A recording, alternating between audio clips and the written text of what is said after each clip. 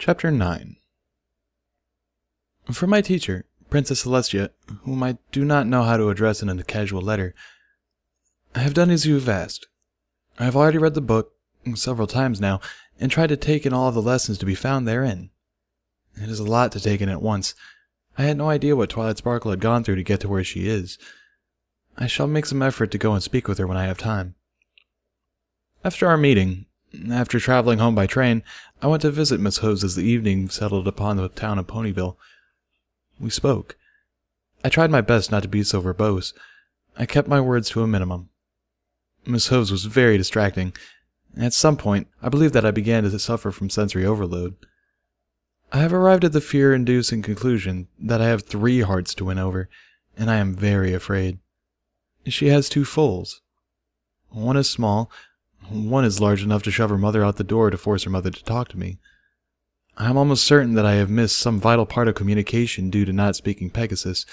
She kept fluffing and fidgeting, which I am almost positive means something, but I am completely clueless as to what it might be. I have been invited to a birthday party for one Dinky Doo Hooves. I have reached a crisis point because I have no idea what to bring as a gift. I also have no clue as to the level of formality of said party. It is to be held in the backyard garden of Miss Hoves. I do not think I have ever attended a social function of this sort before. This is why I never go out anymore. Life is entirely too confusing. Buckminster Bitters, Esquire, Armiger of House Bitter, scion of the Platinum lineage. The train rocked back and forth as it chugged up the incline towards Canterlot. Bucky swayed in his seat, feeling almost drowsy, but also feeling agitated and panicked. It was afternoon, and Bucky had not eaten. There had not been time. He had been released from work and had gone shopping, looking for a gift, but the toy stores in Ponyville seemed lacking. There were a lot of Princess Twilight Sparkle dolls. There were a few common toys, simple toys, toys that Dinky may have already had, or might be getting for her birthday. It was a conundrum that had caused poor him to nearly have a full-blown panic attack. There were so few toy shops in Ponyville, and such a limited selection. It was almost certain that he would bring a duplicate or something unwanted. And that would cause a bad impression. Upsetting her full would not endear him to Derpy. So, Bucky had done the only thing he could do. He hopped the first train to Canterlot, and hoped to make it there before the toy stores closed. Surely there would be something unique and worthwhile in Canterlot, something not found in the common provincial town of Ponyville. And then, once he had found what he was looking for, catch another train, ride to Ponyville, walk home, take care of his various needs, go to bed, wake up, and then go to work. Tomorrow would be Friday. After that, Saturday. Bucky took a deep breath and let it all out. He looked around him, studying his surroundings, and realized that he was alone in a crowd of ponies. There were a few unicorns in the car. No other pony types. Not in this car, at least. And none of the unicorns seemed to have any interest in one another. All of them were busy with something solitary.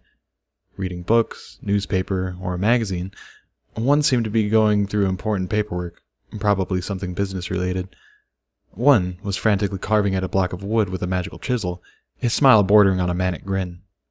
One mare plinked away on a small portable typewriter that was magically silenced. Bucky leaned his head against the window and heaved another sigh, causing the typing mare to raise an eyebrow and glare at him. He squirmed uncomfortably under her harsh glare, suddenly wishing he was elsewhere, anywhere but this train car. Bucky came to the painful conclusion that right now he found his own kind unbearable. It was an unsettling conclusion, unpleasant and bitter. He stared out the window, alone with his thoughts, his mind drifting to the subtle color variations on the feathers of Miss Hove's wings and the way her wheat-colored mane spilled around her face. He sighed contentedly, drawing another harsh stare from the mare with the typewriter. The perfect gift had to be found here. It was the largest toy store in Canterlot, a massive showroom store, and it had a train that was large enough for foals to ride, winding through the display areas. Surprisingly, there were very few foals in the store, but plenty of adults, peering at various toys, looking around, generally confused, very much like himself. "Sir?" inquired a voice. Bucky turned to the pony addressing him, seeing a sales filly who couldn't be much older than Sparkler. She was frighteningly pink, with an orange and yellow mane, and she wore thick glasses with rose-colored frames. I need a toy. I don't know what to get. Full, young, small, unicorn. Every fool I know loves Daring Do, the sales filly replied. I see, said Bucky, looking thoughtful. We have the deluxe Daring Do doll. It comes with a pith helmet made from real pith, and a safari shirt. It costs 51 bits, and it is sure to please, the sales filly pitched. I don't know. I'm not sure if that's what I'm looking for. The doll seems nice enough, but I just don't know, replied Bucky, non-committally. The deluxe Daring Do doll also comes with a cloche hat and shawl, as well as a fedora and rugged adventurer's jacket, so you can dress her up in all of her secret identities. It also comes with a super secret club membership, so the lucky fool will occasionally get written letters from the author of Daring Do herself, the sales filly explained in patient detail.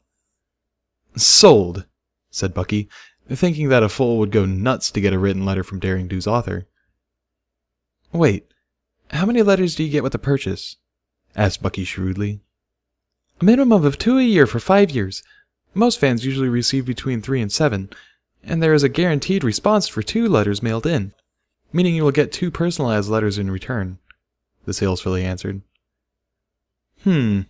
Sold. Definitely sold, replied Bucky. Sir, we have a special available with the doll. You can get the entire paperback collection of Daring Do books at a special price of 199 bits with the purchase of the deluxe Daring Do doll. That is over 40 novels at an unbelievably low price, said the sales filly. I'll take those as well. Do you take Equestrian Hexpress? Asked Bucky. We accept all major credit cards, replied the sales filly, smiling broadly. Think this is a good birthday present? Inquired Bucky, looking pensive. I think it is a modest birthday present, the sales filly admitted, looking hopeful. That'll have to do. I'm not sure what else to get, and I doubt I could lug half the store back to Ponyville, said Bucky, thinking out loud, watching a giggling old mare go riding by on the store's train. Here's a card you can fill out for the letters, said the sales filly, handing Bucky a piece of paper with a broad smile, preparing to ring him up. Rising Star pondered the invitation he had received from Miss Hoves to attend Dinky's party. The real reason to go, of course, would be Sparkler. His muse, his goddess, she of the confusing come-hither stare, and she of the stay-away-from-me scowl. Sparkler, the purple-pink filly that inspired his prose. His parents would certainly be glad to have him out of the house. He was a lone poet among a family of astronomers. Truth be told, he would likely be an astronomer as well. Or perhaps a cosmologist. But poetry was really groovy, and made him appear deep. What troubled him was, sometimes Sparkler's verbal outbursts made him think actual deep thoughts. Thoughts that scared him. Thoughts about life, the meaning of life, and the purpose of his own life.